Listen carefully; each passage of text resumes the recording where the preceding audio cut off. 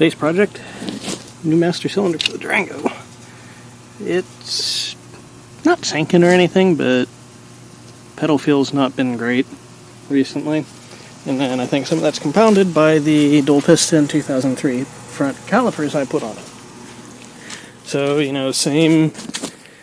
since it's got two pistons that are bigger than the originals, takes more volume of fluid to move at the same distance, and makes the pedal feel a little bit spongier. Now, the original master cylinder in the car is a 1 6,000th diameter bore. Looks like the 03 ones are the same too, but this rebuild Cardone one I found is 1 1/8, so 1 125 thousandths. So a little bit bigger, and maybe 10-15% bigger. So we will see if that makes a difference. Besides, the one on there is 20-something years old anyway, so at this point it ain't gonna hurt anything. And if worst comes to worst, if the pedal feel is terrible, we'll put a different one on it. So anyway, we got to get this new guy bled. Alright, so got us some fluid, and we'll go ahead and fill this reservoir up. See if I can do this without spilling.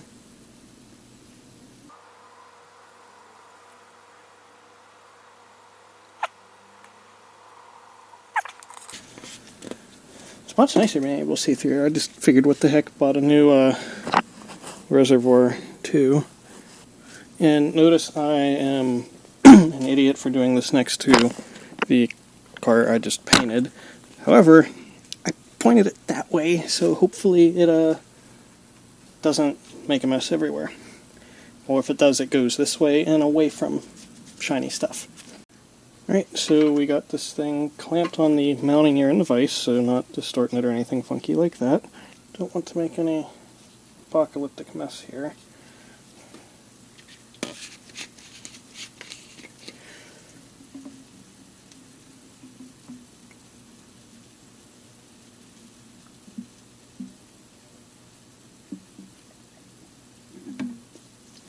Okay, that's damn near brimmed.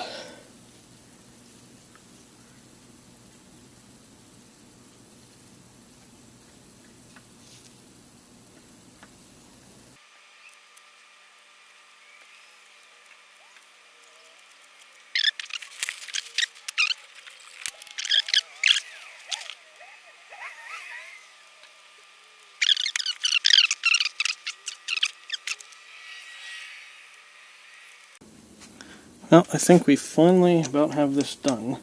So I can push the plunger in with stiff, for sure. I think I'm about done getting air bubbles.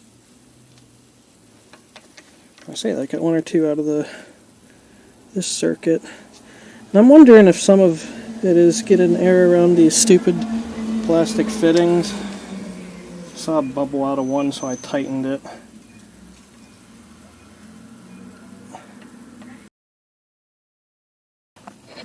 Alright, let's see here. Yes, I know you should use a line wrench. I can't find my metric one, rather.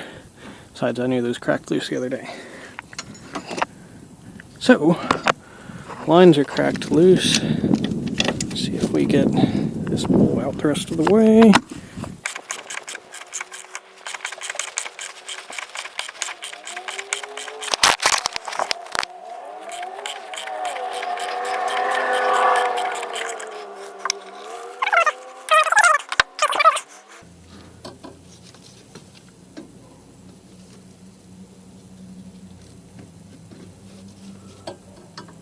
Come on, brake lines, play nice.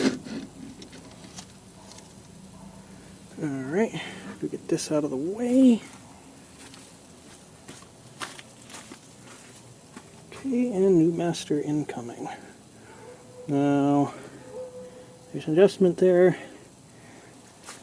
Alright, so we'll call this one good. Just didn't want to wind up with it having the brakes drag or something like that.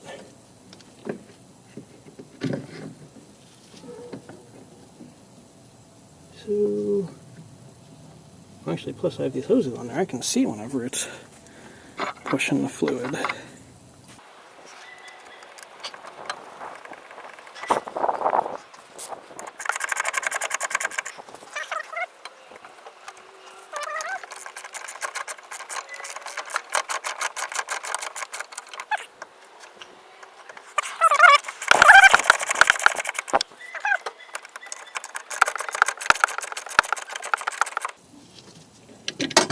Snug.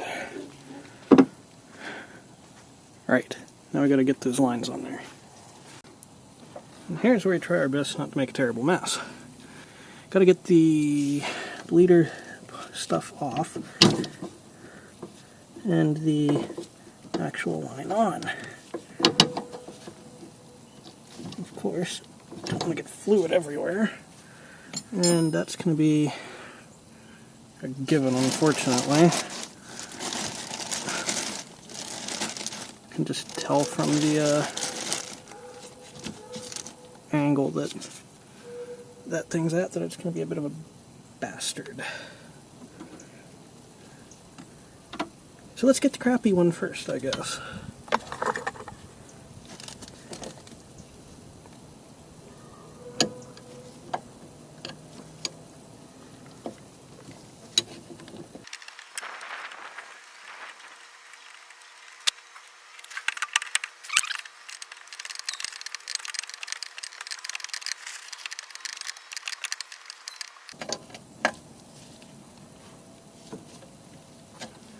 Okay, that went on easier than I thought it would.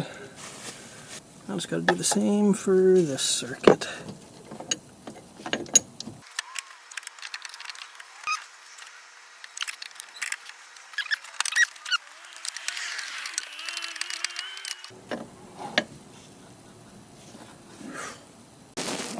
Alright, well that was a pain, but it's on there now.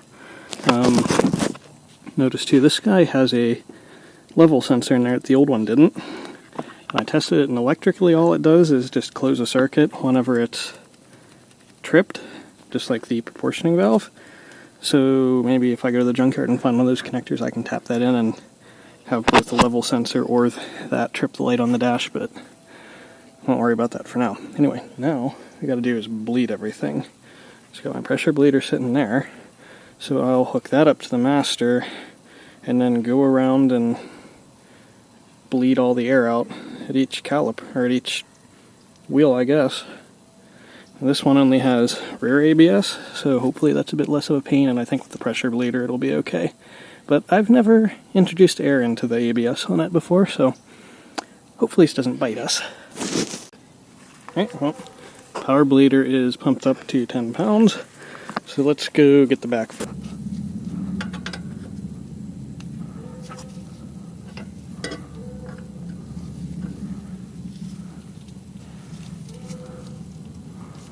I guess probably should leave this for a little bit. Keep an eye on how much fluid comes out. But just because it'll take a time for any air in the front to make it all the way back here. Well, we switched to the other back wheel, let it go for a bit, didn't really run into any massive amount of air. So we'll do this one a little more, then we'll go to the front. Alright, I let the air out of the power bleeder for a minute, fill up the reservoir. So you can fill up the power bleeder with fluid and let it keep the master full. However, if the hose goes pop or something else horrible like that, you wind up with brake fluid sprayed everywhere. And we'll get the front brakes blood now too. And camera's about to die, so probably gonna lose it, but yes, you can do this with the wheel on. Alright, well, we're just going for a little ride to see how the brakes are doing. Pedal feels pretty good now. I don't know that it really feels any stiffer, like I was sort of expecting it to with a bigger bore master, but that's assuming it actually is. How much you can trust the aftermarket companies not to be BSing you.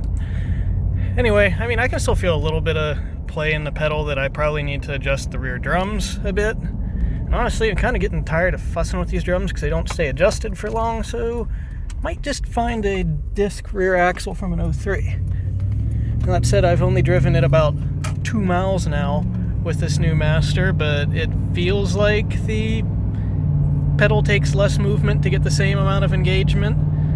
So hopefully that's all good and we're going to be all set here. And here, you want a hint about how happy I've been with the drums? Oh, there you go. Disc rear end. So, at some point have to swap over to this guy